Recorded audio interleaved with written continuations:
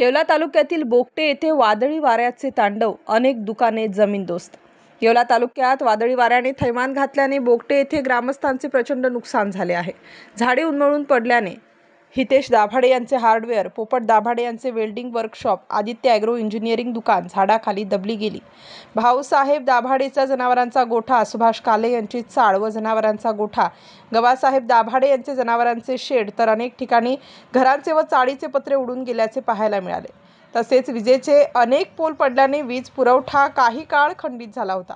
Sarpanch Pratap Dabhade, police Patil Suresh Dabhade, तलाठी Bhagwat madam, कृषी सहाय्यक ठुबे मॅडम यांनी तातडीने नुकसानग्रस्त भागाची पाहणी करून आर्थिक मदतीसाठी पंचनामे केले आहेत। तसेच महावितरण कंपनीचे अधिकारी व कर्मचारी यांनी विस्कळीत झालेला वीज पुरवठा सुरळीत केला।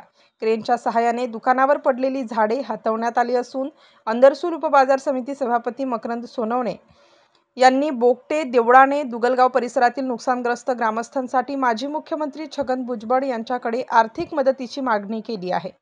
स्टार न्यूज साठी मोहसिन पठाण, नाशिक।